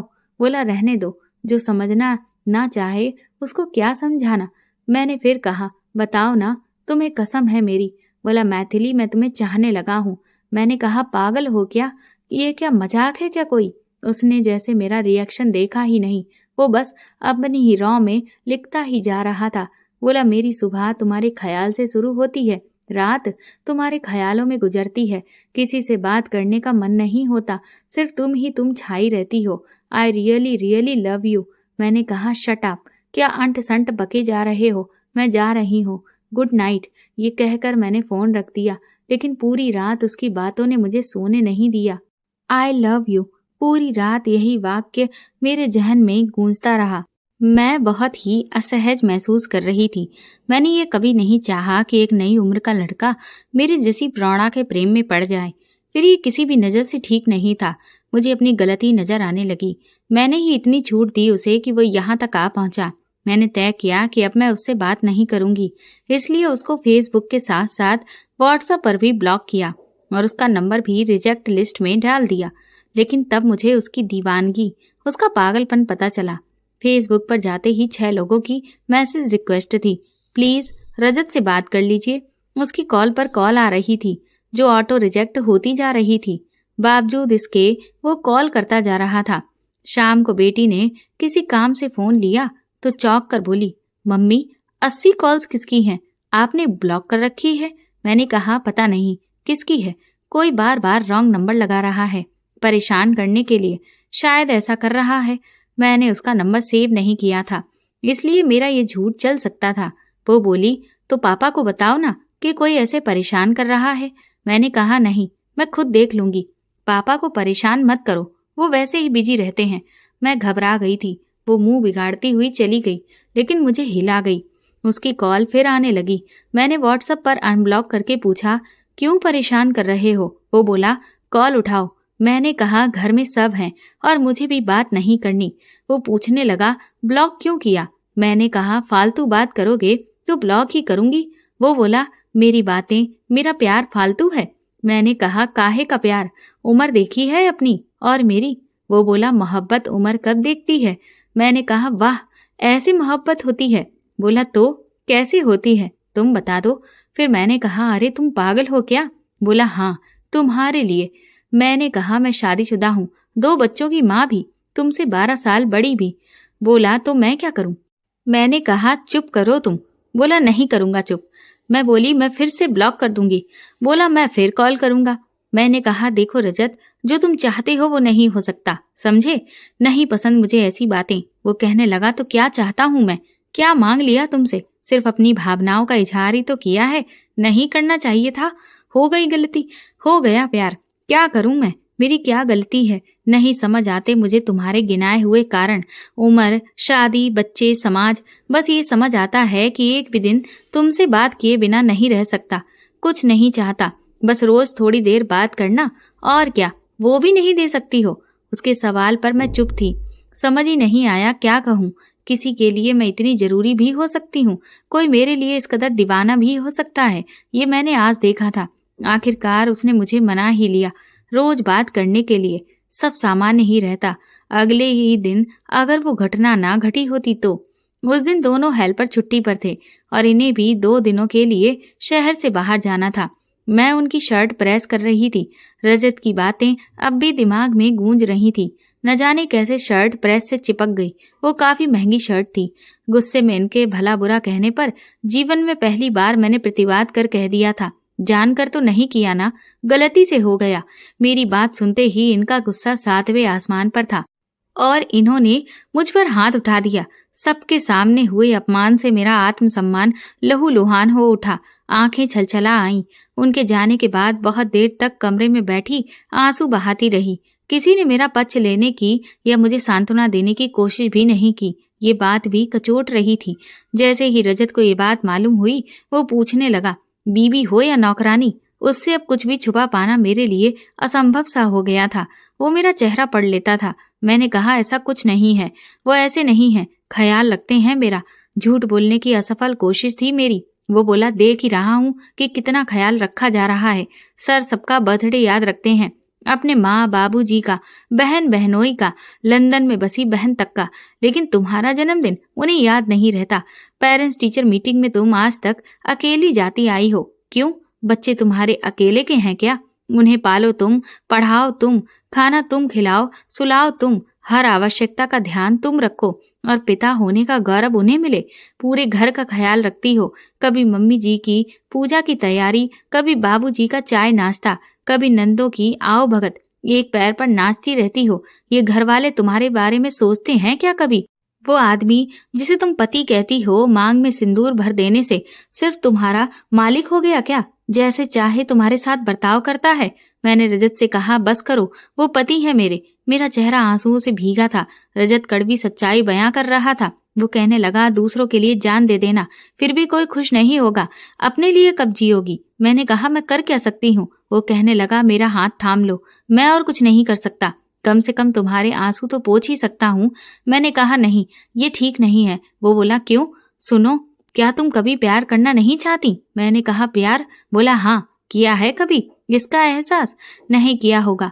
मैं सोच रही थी, मैंने शादी अब तक पूरी निष्ठा से निभाई थी, पति पर सर्वस्व अर्पण किया था, लेकिन प्यार शब्द इस रिश्ते से गायब ही था।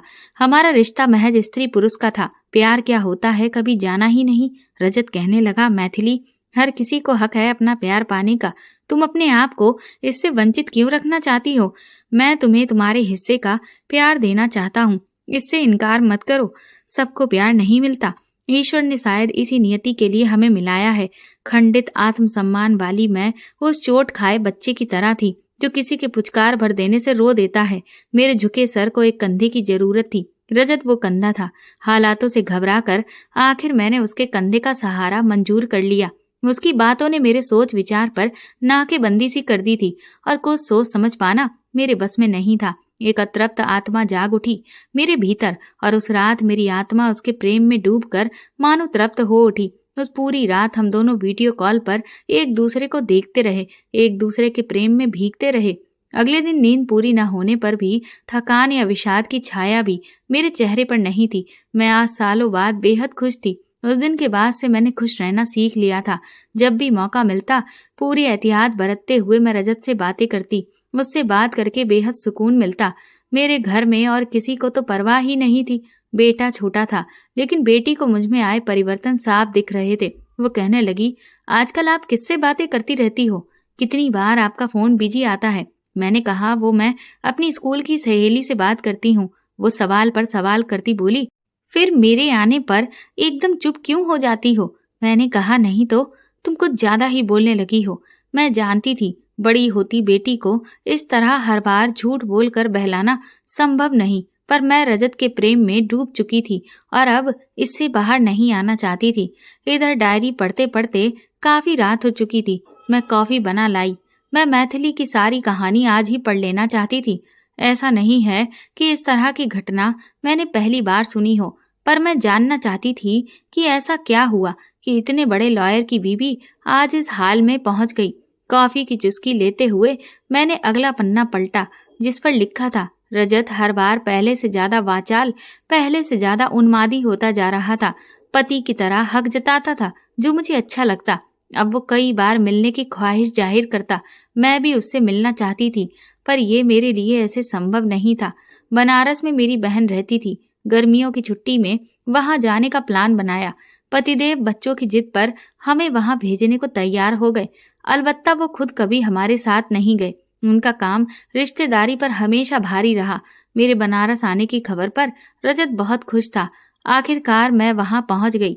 थकान उतारने के बाद अगले दिन देवी के मंदिर घूमने का प्रोग्राम था। मैंने रजत को फोन कर दिया था। शाम 7 बजे मंदिर से बाहर निकलते वक्त उससे आंखें चार हो गईं।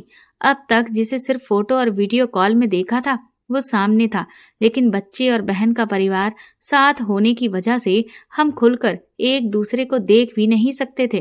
कुछ देर मैं सबके साथ प्रांगण में घूमती रही और वो भी पीछे पीछे कुछ दूरी बनाकर आता रहा।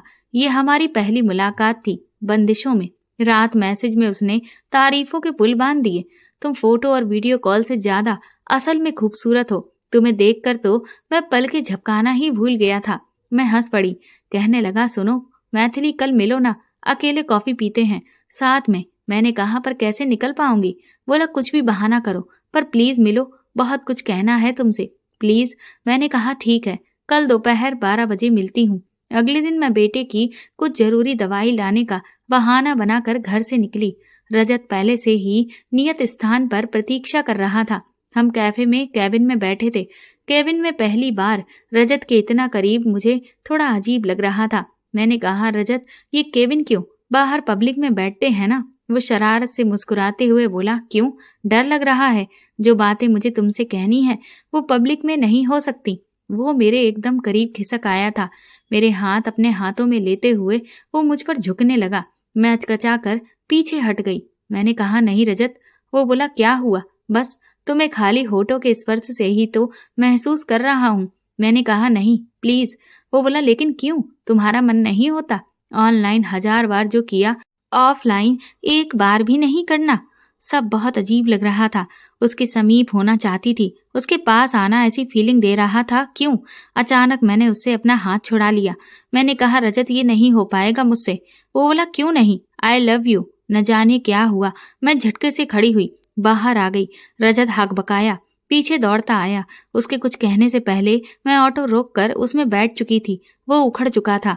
ऑटो रोकते हुए झल्लाते हुए बोला, क्या हुआ, क्या है ये सब? मैंने कहा, मेरे बेटे की तबीयत ठीक नहीं, समझा करो। उसकी दवा के बहाने आई थी। मुझे जाना है, काफी देर हो चुकी है, बाद में बात करती हूँ। वो कुछ नहीं बोला। मैं दवा लेकर सीधे घर आ गई, लेकिन हजारों झंझावत दिमाग में चल रहे थे। थोड़ी देर बाद ही उसका फोन आ गया। बोला, पहुंच गई? मैंने कहा, हाँ। बोला, कितने दिन के लिए हो? मैंने बताया, 3 दिन और। बोला, अच्छा सुनो, आज की मुलाकात तो अधूरी रह गई। साहिल की तबीयत का ख्याल ना होता तो तुम्हें कभी यूं जाने ना देता। अरे यार, कितना डरती हो तुम, हद है। मैं चुप थी। बोला, सुनो, आज या कल रात मिलो, घर पर ही बुला लो, तसल्ली से मिल सकेंगे। मैंने कहा, मिल तो लिए हैं। बोला, ना, ये कोई मिलना था? मुझे तसल्ली नहीं हुई। कायदे से मिलना है, अपनी हसरतें पूरी करनी है, तुम्हें प्यार करना है। मैंने कहा कैसी हसरतें, मुझसे ऐसी कोई आशा मत रखो। कहने लगा क्यों ना रखूं, 10 महीनों से तुम्हें समझाता आ रहा हूं, अब इतने करीब आकर तो ऐसे नहीं जाने दूंगा। न जाने क्यों मैं चिढ़ गई थी। रजत, जो तुम चाह रहे हो वो नहीं हो पाएगा, समझ गए ना? मैंने तलक स्वर में कहा। कहने लगा ओके, कुछ भेज रहा हूं, उसको देखो और फिर मुझे फोन करके अपना फैसला बताओ। कुछ सेकंड के बाद ही व्हाट्सएप पर एक वीडियो रिसीव हुआ। मैंने जैसे ही उसे डाउनलोड किया, मेरे पैरों तले जमीन खिसक गई। ये मेरी और रजत की वीडियो चैट की रिकॉर्डिंग थी। मैं सपने में भी नहीं सोच सकती थी कि वो ये सब रिकॉर्ड कर लेगा। तभी कुछ ऑडियो नोट्स रजत की ओर से भेजे गए।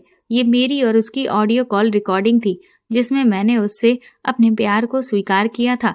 मैं सकते में आ गई थी। रजत का मैसेज आया, बोला इतना काफी है या और भेजूं? मुझे काटो तो खून नहीं। मैंने तुरंत से फोन लगाया। कहने लगा हाँ जानू, कहो क्या सोचा है? मैंने कहा शर्म नहीं आई ये सब रिकॉर्ड करते हुए? बेईमानी की तुमने मेरे साथ। बोला तुम्हें शर्म आई मेरे साथ ये सब करते हुए? तुमने बेईमानी की पति के साथ। सुनो मैडम, तुम पहली नहीं हो जो ये सब कर बैठी हो। होता है, हो जाता है। जहाँ पति से प्यार ना मिले तो औरत बाहर प्यार खुद ही ढूंढ लेती है। तो गलत क्या है? गलत है पीक पर लाकर यूं साथ छोड़ना। मैं ऐसा होने नहीं दूंगा। सीधी तरह नहीं मानेगी तो ऐसे मनवा लूंगा। बेहतर है मेरी बात प्यार से मान लो। प्यार लो, प्यार दो, वरना हमारे इस प्यार के चर्चे तुम्हारे पति तक पहुंच जाएंगे। कहते हुए वो हंस रहा था। मैं तो जम चुकी थी। जिसे सच्चा साथी समझ रही थी वो तो आस्तीन का जहरीला नाग निकला। दिमाग सुन्न हो रहा था, आंखों से आंसू बह निकले। मैं गिड़गिड़ाने लगी, प्लीज ऐसा मत करो। कहने लगा बस एक बार जानू, बस एक बार तुम्हें हासिल करना चाहता हूँ। कसम से फिर कभी तंग नहीं करूंगा। हम अच्छे दोस्त बनकर रहेंगे, पहले के जैसे, ट्रस्ट मी। मैंने कहा नहीं। वो बोला सोच लो, चंद सेकंड लगेंगे तुम्हारे पति तक ये सब पहुंचाने में। तब क्या होगा तुम्हारी इज्जत का? तब ना घर की रहोगी ना घाट की। अभी तो सब कुछ चुपचाप प्यार से निपट जाएगा, किसी को कुछ पता नहीं चलेगा। बोलो कब आऊं? मेरा रोना सुनकर वो बोला अच्छा चुप हो जाओ, ऐसा करते हैं आज तुम आराम करो, कल का प्लान बनाकर तुम्हें बताता हूँ। फोन बंद मत करना वरना मेरा दिमाग सटक जाएगा, समझी? आप जाओ आराम करो, रात को बात करते हैं। Love you, take care. मैं चाहकर भी चीख नहीं सकती थी, दहाड़ मार कर रो नहीं सकती थी। बहन मेरे उतरे चेहरे की वजह बेटे का बीमार होना समझ रही थी। रात को उसने मैसेज किया, कल रात आऊंगा, टाइम तुम बताओगी, रूम में बच्चों को मत रखना। मैं चुपचाप आंसू बहाती हुई यही प्रार्थना कर रही थी कि ये रात कभी खत्म ना हो और सुबह आए ही ना। दिन कैसे निकल गया कुछ पता ना चला। शाम होते ही मेरी बेचैनी बढ़ने लगी थी। मैंने अपनी बहन से कहा साहिल को बेचैनी रहती है तो मैं सोच रही थी कि मैं इसे लेकर बाहर के कमरे में सो जाऊं। वो कहने लगी हाँ दीदी ठीक है, रचना मेरे साथ सो जाएगी। रात 10 बजे तक मैंने साहिल को दवा देकर सुला दिया था। रजत के मैसेजेस पर मैसेज आ रहे थे जो मैं जानबूझकर नहीं देख रही थी। 11 बजे तक सभी सोने जा चुके थे। मैंने रजत के मैसेज देखे, वो बार बार आने का समय पूछ रहा था। मैंने लिख दिया आ जाओ और 15 मिनट के बाद ही मोटरसाइकिल की हल्की सी आवाज से मेरी रूह जैसे जम गई। प्लान के अनुसार मैंने अंदर के दरवाजे की कुंडी तो लगाई थी पर बाहर का दरवाजा सिर्फ चिपका दिया था। वो दबे कदमों से चुपचाप कमरे में दाखिल हुआ। कमरे में 0 वॉट की धीमी रोशनी में वो मुझे अपलक निहार रहा था। उसने साहिल को वहां देखा तो बोला ये यहाँ? मैंने कहा वो सो रहा है, तबीयत ठीक नहीं है उसकी, तो खुद से दूर कैसे रखती? घर में सबको अजीब लगता, अब ये सुबह ही उठेगा। वो मुस्कुराकर बोला ओके मेरी जान। उसने मेरे दोनों हाथ पकड़े तो सहसा बोल पड़ा ठंडी क्यों हो रही हो? डरो मत, सिर्फ आज, फिर कभी कुछ नहीं मांगूंगा। और फिर आगे वो जिस काम के लिए आया था वही हुआ। मेरा शरीर शिथिल पड़ गया। 3 घंटे बीत चुके थे। वो अभी बगल में ही लेटा था, वो अभी भी सुरूर में था कि अचानक अंदर के दरवाजे की कुंडी बजी और एक साया अंदर दाखिल हुआ। रजत बिजली की गति से दरवाजे से बाहर भागा। मैं हड़बड़ाकर उठ बैठी। वो रचना थी, मेरी बेटी। मेरा तो खून ही जम गया। उसने टटोल कर लाइट जलाई। वो टॉयलेट जाने के लिए आई थी। बहन के घर में अटैच टॉयलेट नहीं था बल्कि बाहर गैलरी में था। मैंने अंदर के दरवाजे को कुंडी लगाई थी लेकिन भूल गई थी कि वो कुंडी हाथ की जरा सी हरकत से खुल जाती है। मेरी बेटी कहने लगी मम्मी कोई था यहाँ। मैंने कहा यहाँ? नहीं तो मैं हकला रही थी। वो बोली, मैंने देखा, कोई बाहर निकला यहाँ से, अभी देखो दरवाजा भी खुला है। मैंने कहा वो मैं टॉयलेट से आई तो शायद बंद करना भूल गई। वो चुपचाप दरवाजे से बाहर जाकर खड़ी हो गई। रजत ने उसको कमरे में आते देखा तो बाहर गली में छिप गया था और इस फिराक में था कि वो टॉयलेट होकर वापस आए तब वो अपनी मोटरसाइकिल उठाकर चला जाए। लेकिन रचना को शक हो चुका था। वो चुपचाप दरवाजे की ओट में खड़ी थी। थोड़ी देर बाद ही गली में छुपा रजत बाहर आया और मोटरसाइकिल स्टार्ट करने लगा तो वो अंधेरे में उसे गौर से देखने की कोशिश करने लगी। रजत ने भी उसे देखते हुए देख लिया था। वो फटाफट वहां से निकल गया। रचना वापस आई। उसका चेहरा लाल हो रहा था। मम्मी, कोई था यहाँ? था ना, मैंने कहा तुम्हें भ्रम हो रहा है, चश्मा भी नहीं लगाया तुमने और कुछ भी बोले जा रही हो। यहाँ कौन होगा भला? रचना की दूर की नजर कमजोर थी। वो बोली, अभी मैंने किसी को बाइक पर जाते हुए भी देखा।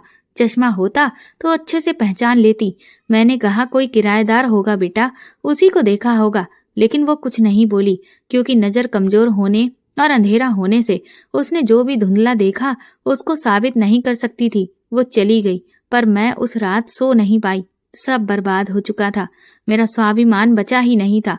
स्वयं से घिन हो रही थी। पर इस विषय में सोचने से ज्यादा मुझे ये सोचना था कि रचना भूल से भी रात की घटना का जिक्र किसी से कर ना बैठे। सुबह मेरी हालत खराब हो रही थी। नहा धोकर फिर बिस्तर पर लेट गई। रचना ने किसी से कुछ भी नहीं कहा था। रजत के मैसेजेस आ रहे थे। मैंने फोन स्विच ऑफ कर दिया।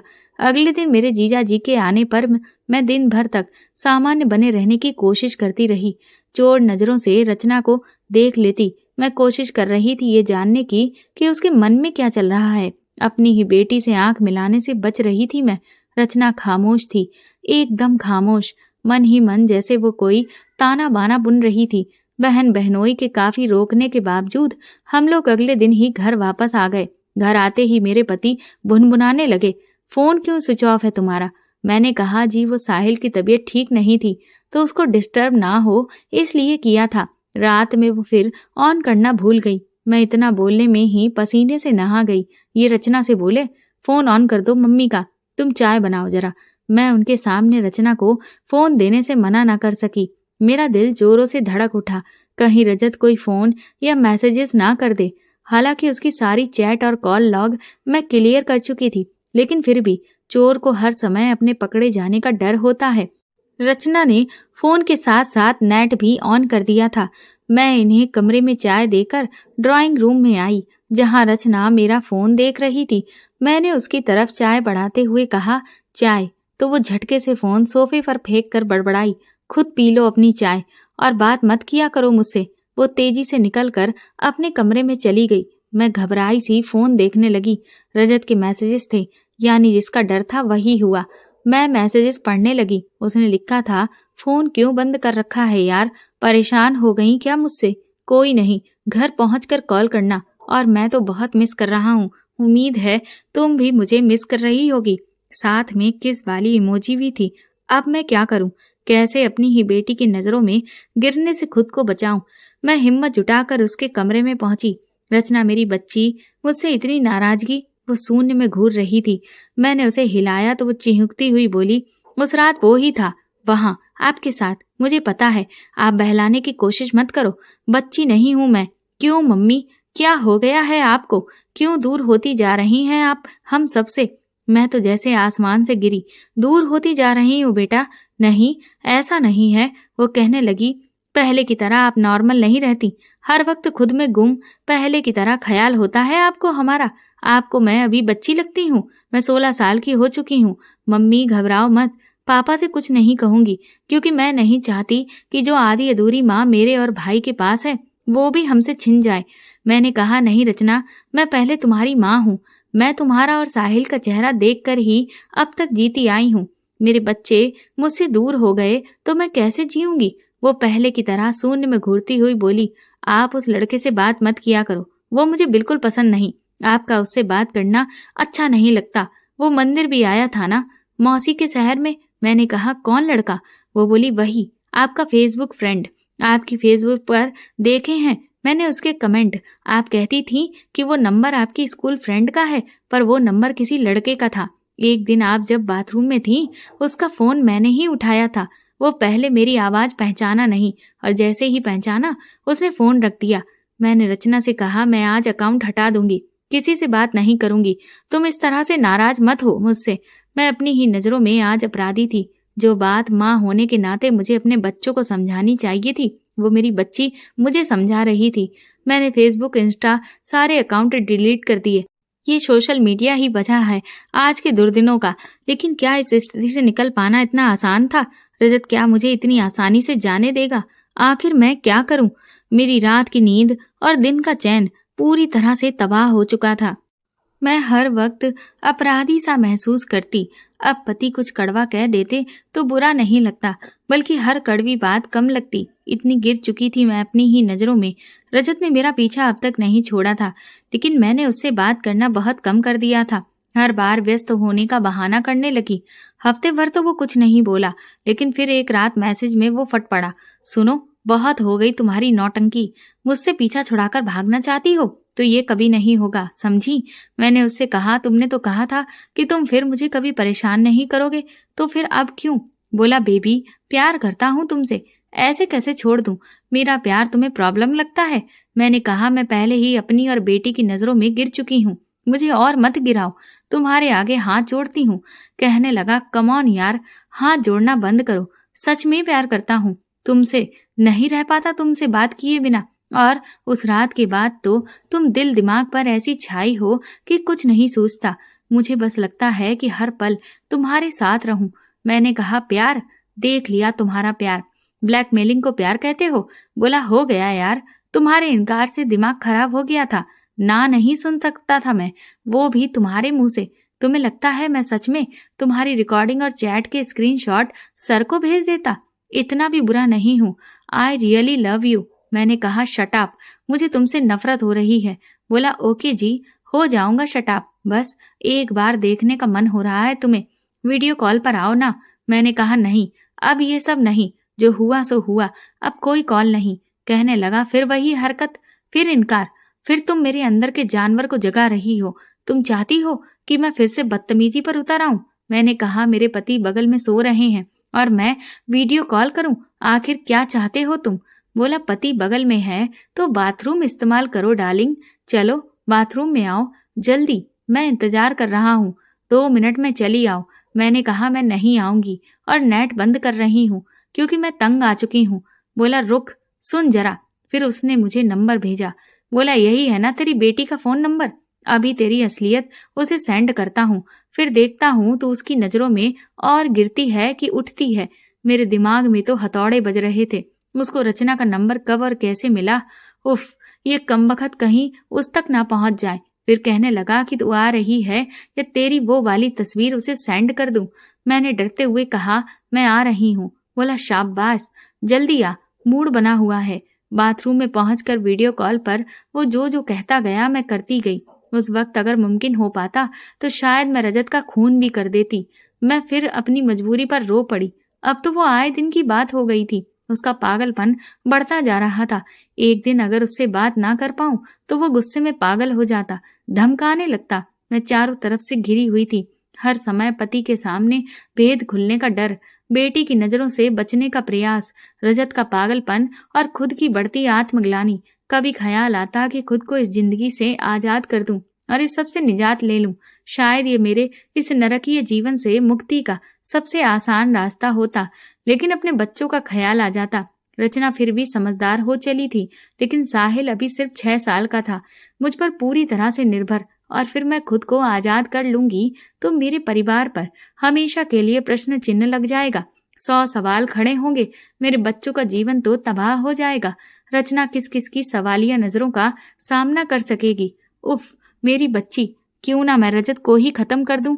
ना रहेगा बांस, ना बजेगी बांसुरी। लेकिन मैंने तो जीवन में कभी एक चींटी तक नहीं मारी थी। इंसान को मारना तो मेरे जैसे की बस की बात नहीं थी। क्यों ना मैं किसी और को इसकी सुपारी दे दूं? पर एक अपराध को छुपाने के लिए ये दूसरा अपराध होगा, और फिर भी भेद खुल गया तो? मुझे अक्सर सपना आता कि रजत एक्सीडेंट में मर गया और अब मैं उसके चुंगल से आजाद हूँ। मैं बहुत खुश होती, लेकिन आंख खुलते ही फिर अवसाद से घिर जाती। किसी तरह दिन निकल रहे थे। आज रचना के स्कूल में फेयरवेल पार्टी थी। उसका 11वीं का बैच पार्टी ऑर्गेनाइजर था और उसके बैच का ड्रेस कोड वेस्टर्न आउटफिट था। मैंने अपना एक इवनिंग गाउन उसे दिया जो मैंने खरीदा था, बड़े ही मन से, पर कभी पहन ही नहीं पाई थी। वो कहने लगी, मम्मी इसकी बाहें हटा दो, स्लीवलेस कर दो, वरना ये बहन जी टाइप लुक देगा। मैंने उसके कहे अनुसार ऑल्टर कर दिया। उसने गाउन पहनकर दिखाया। डार्क महरून रंग में मेरी लाडली एकदम परी नजर आ रही थी। बच्चियां कितनी जल्दी बड़ी हो जाती हैं। मैंने गहरी सांस ली, मन ही मन 100 बार उसकी नजर उतारी। रचना शाम 5 बजे तक लौटने को कह गई थी। मैं छत पर खड़ी उसका इंतजार कर रही थी कि रजत का फोन आ गया। उसका फोन देखते ही मुझे झुरझुरी छूटने लगी थी। बोला, कैसी हो जान? मैंने कहा, ठीक हूँ। बोला, ये बताओ दोबारा कब मिल रही हो? मैंने कहा, मैं नहीं मिल रही। बोला, फिर बकवास की, कैसे नहीं मिलेगी? मैंने कहा, रजत तुम अच्छी तरह जानते हो मुझे कभी भी यूं आने जाने की इजाजत नहीं है, मायके भी नहीं जा पाती हूँ।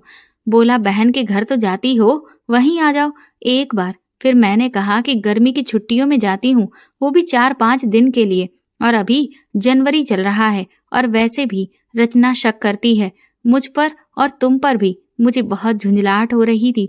बोला, अरे हाँ, रचना वो भी तुम्हारी तरह ही निकल गई है, एकदम खूबसूरत। आज ही डीपी देखी उसकी, मस्त दिखती है। मैंने कहा कि क्या मतलब, तुमने कब डीपी देख ली उसकी? मुझे उससे नफरत से ज्यादा हैरानी हो रही थी, क्योंकि मैंने पहले ही मौका पाते ही अपने सभी घर वालों के फोन में रजत का नंबर ब्लॉक लिस्ट में डाल दिया था, जिससे वो चाह कर भी किसी से कांटेक्ट ना कर सके। वो कहने लगा, तुम मेरा नंबर ब्लॉक करके क्या सोचती हो? मेरे पास एक ही नंबर है। वो बड़ी बेशर्मी से ठहाका लगाकर हंसने लगा। कहने लगा, रचना ने अभी थोड़ी देर पहले मरून ड्रेस में डीपी लगाई है, बड़ी कातिल लग रही है। साल भर पहले नाक बहाने वाली लड़की इतनी खूबसूरत। मैं चीख पड़ी थी, चुप हो जा, बिल्कुल चुप, उसका नाम भी मत लेना। शर्म नहीं आई तुम्हें? वो बेटी है मेरी, उसका अगर नाम भी लिया तो? कहने लगा, तो क्या कर लोगी? वो फिर से हंसा। मैंने कहा, कुछ तो शर्म कर लो, वो मेरी बेटी है। कहने लगा, तुम्हारी बेटी है, मेरी नहीं। मेरे लिए वो सिर्फ एक लड़की है। तुम्हारी और मेरी उम्र में 12 साल का अंतर है, जबकि उसकी और मेरी उम्र में सिर्फ 9 साल का। मैं नफरत से बोली, तुम इंसान तो हो ही नहीं सकते। वो बड़ी बेशर्मी से हंसता हुआ बोला, राक्षस हूँ, कुत्ता हूँ, पर तुम्हारा हूँ। तो बोलो, अब कब मिल रही हो? अब तो पानी सर से ऊपर जा चुका था। उसकी नापाक नजरें मेरी बच्ची पर पड़ रही थी। ये मैं किसी भी कीमत पर होने नहीं दे सकती थी, चाहे मरना ही क्यों ना पड़े। मैं अपनी बच्ची को कभी किसी गंदी नजर का स्पर्श होते हुए भी नहीं देख सकती थी। उस रात और अगले दिन मैंने बहुत सोचा, अब और देर करना ठीक नहीं था। जो होगा देखा जाएगा। दिन रात की ब्लैकमेलिंग, स्त्रीत्व का लुटते जाना और उस पर भी अपने बच्चों पर नापाक साए का पड़ना मेरी बर्दाश्त के बाहर था। अब और घुटन और दलदल में गिरते जाना मुझे मंजूर नहीं था। आखिर बहुत हिम्मत करके मैंने एक फैसला ले ही लिया। न जाने किस आंतरिक प्रेरणा से मैं अपने पति के सामने खड़ी थी। मुझे आपसे बेहद जरूरी बात करनी है। उन्होंने मुझे घूरा तो मेरी टांगें कांप गईं, लेकिन सारी शक्ति बटोर कर मैं कह गई, मुझसे गलती हुई है, मैं अपराधी हूँ। कहते हुए मैंने एक कागज उनकी ओर बढ़ा दिया और अपने कमरे में आकर अपने दंड की प्रतीक्षा करने लगी। मैंने सब कुछ उन्हें दिए कागज पर लिख डाला था, सब कुछ। कमरे का दरवाजा खुला। मैं सर झुकाए जमीन पर बैठी थी, आंसुओं से तरबतर। ये भी आकर मेरे पास जमीन पर ही बैठ गए। कहने लगे, पहले क्यों नहीं बताया सब कुछ? क्यों सहती रही? मैं हैरान थी, बेहद हैरान। ये मेरा हाथ अपने हाथ में लेते हुए डूबती सी आवाज में कह रहे थे, गलती तुमसे ज्यादा मेरी है। पत्नी बनाकर ले आया, पर पत्नी की बजाय काम वाली की तरह समझ लिया। मेरी अपनी खुशी ही दिखती रही, तुम्हारी खुशी का कभी सोचा ही नहीं। लेकिन मैथिली, मैं तुमसे प्यार नहीं करता, ये सच नहीं है। सच ये है कि बहुत प्यार करता हूँ तुमसे। बस मेरा ये पुरुष वाला अभिमान, मेरा मेल ईगो इसे स्वीकारने से रोकता रहा।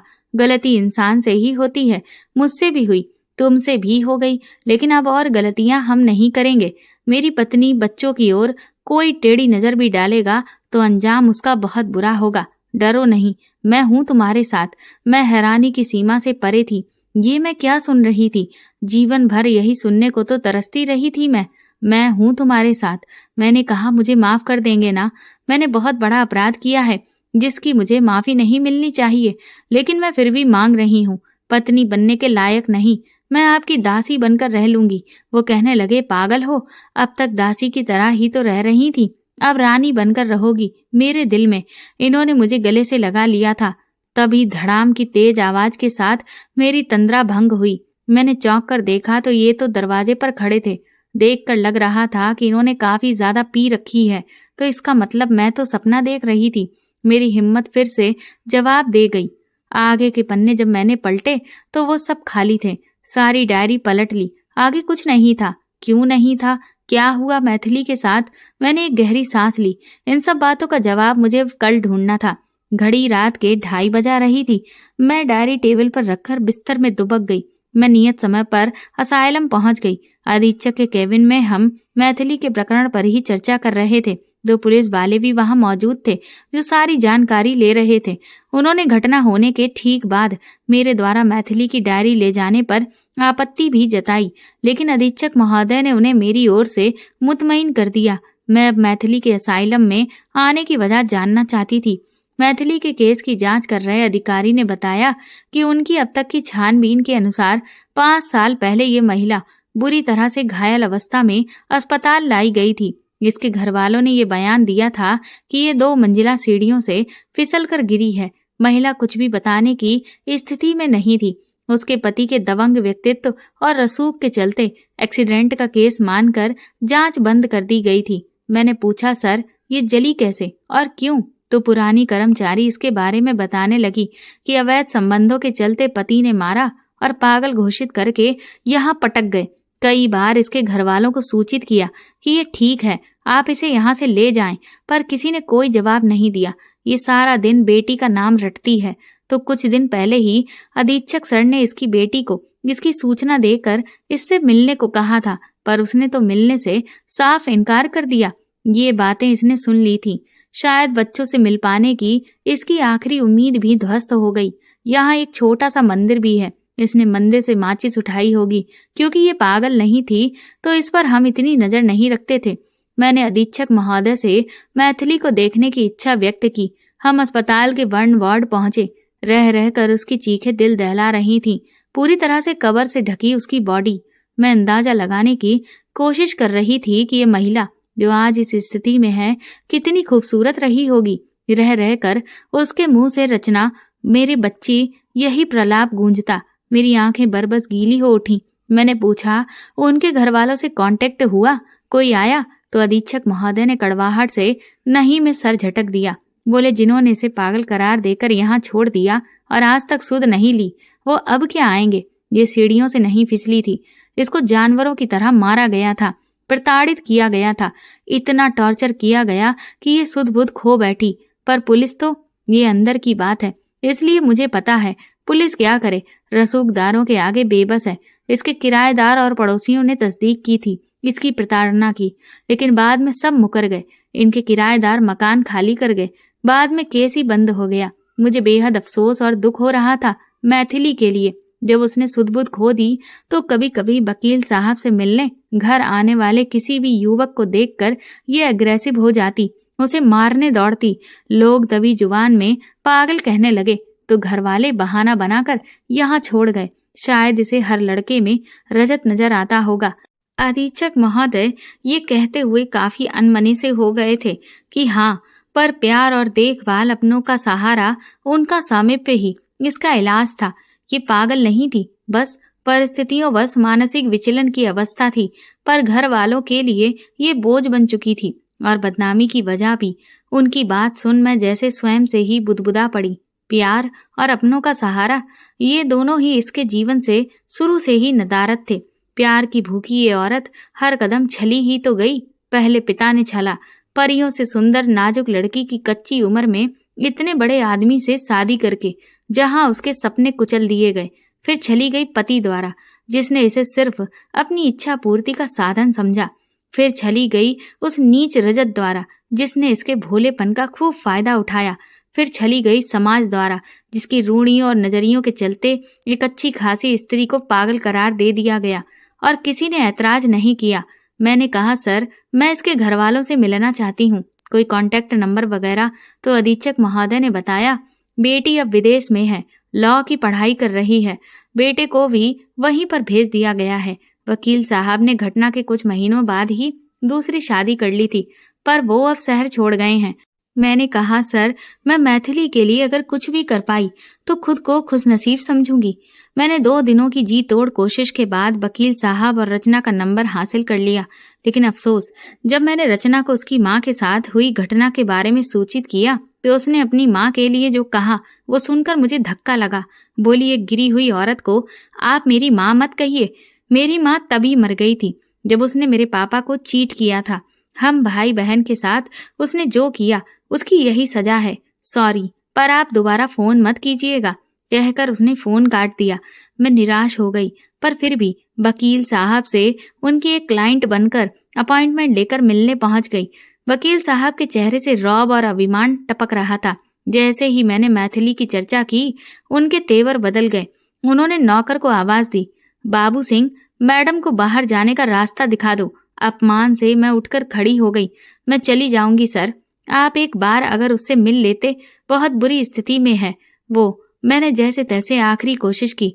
वो घूरते हुए बोले, आपको इलाज की जरूरत है मैडम, बेहतर है आप फौरन यहाँ से निकल जाएं। मैं वहां से निकल आई। मुझे ऐसे ही व्यवहार की आशंका थी, पर क्या पत्नी के अंतिम समय में भी एक पति सब कुछ भूल कर उसके पास आ खड़ा नहीं हो सकता? स्वार्थी कहीं के। अब मेरा अगला प्रयास उसे ढूंढना था जो इस पूरे फसाद की जड़ था। वक्त कम था, क्योंकि मैथिली के बचने की आशा बिल्कुल नहीं थी। मैं रजत के ठिकाने पर पहुंची तो पता चला वो तो सालों से गांव में ही है। शहर आए तो बरसों हो गए। 2 घंटा का रास्ता तय कर मैं किसी तरह रजत के पैतृक आवास पर पहुंची। वहां उसके बूढ़े माता पिता और भाई भाभी से मिली।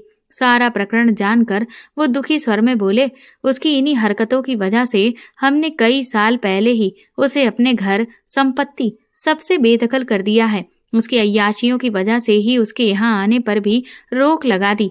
वो तब का निकला, अब पता नहीं कहाँ है, क्या कर रहा है। हमारा उससे कोई संपर्क नहीं, ना उसकी करतूत से कोई लेना देना है।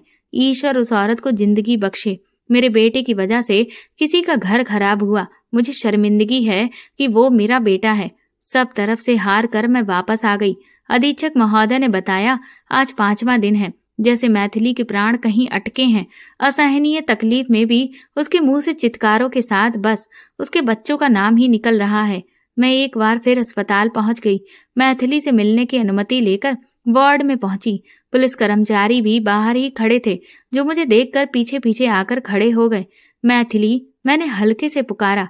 एक अथाह कष्ट में डूबा स्वर कंठ से बाहर आया। रचना, मैंने कहा, हाँ हाँ माँ, मैं रचना। न जाने अवचेतन की किस प्रेरणा के भसीभूत मैंने इतना बड़ा झूठ बोला था। चेहरा पट्टियों से ढका होने की वजह से और दर्द के अतिरेक से उसने मुझे पहचाना ही नहीं। रचना, मेरी गुड़िया, माफ कर दे। मैंने कहा, माँ, तुम माफी न मांगो। एक गलती की तुमने बहुत सजा भुगत ली। तुम बिल्कुल पवित्र हो, गंगा जैसी। मेरी बच्ची, मैं तेरी अच्छी माँ नहीं बन पाई, सबको दुख दिया। तू प्रार्थना कर, अब मुझे मुक्ति मिले। आधे अधूरे शब्द बहुत कष्ट के साथ उसके हलक से निकलते प्रतीत हो रहे थे। मैंने कहा, माँ, तुम ठीक हो जाओ, हम साथ में रहेंगे, जाने की बात मत करो, ठीक हो जाओ। और कुछ क्षणों में ही उसकी चित्कार शांत हो चुकी थी। उसकी आंखें स्थिर थीं। वो स्वार्थी दुनिया से दूर जा चुकी थी। कानूनन ये केस खत्म हो चुका था। सबके होते हुए भी आज वो लावारिस थी। सिर्फ एक खता उसके जीवन का सबसे बड़ा गुनाह बन गई, जिसकी कीमत उसने इतने साल पागल खाने में काटकर और अंत में जान देकर चुकाई है। क्या गुनाहगार सिर्फ वही थी? शादीशुदा होते हुए भी गैर मर्द का सहारा ढूंढना उसकी गलती अवश्य थी, पर यह गलती करने पर मजबूर जिसने किया, क्या वो गुनाहगार नहीं था? अपने से 13 वर्ष छोटी लड़की से विवाह कर उसकी छोटी छोटी आशाओं को भी पूरा ना करने वाला, उसके सपनों को कुचलने वाला गुनाहगार नहीं था? उसे अपने जाल में फंसाकर पथ भ्रष्ट करने वाला गुनाहगार नहीं था? उसके साथ अन्याय होते देखकर भी जो परिवार वाले चुप्पी साधे रहे, वो गुनाहगार नहीं थे? उसके बच्चे, जिनके लिए उसने सब कुछ न्योछावर कर दिया, उसकी उपेक्षा करने वाले, क्या वो जिम्मेदार नहीं थे? ये सब तुम्हारे गुनहगार हैं मैथिली। तुम्हारे गुनाह में इस सब का गुनाह भी शामिल है। तुम तो अपने साथ साथ उनके हिस्से की सजा भी काट गई। ईश्वर तुम्हें अपने चरणों में स्थान दे। दोबारा कभी यहाँ स्त्री बनकर जन्म ना लेना।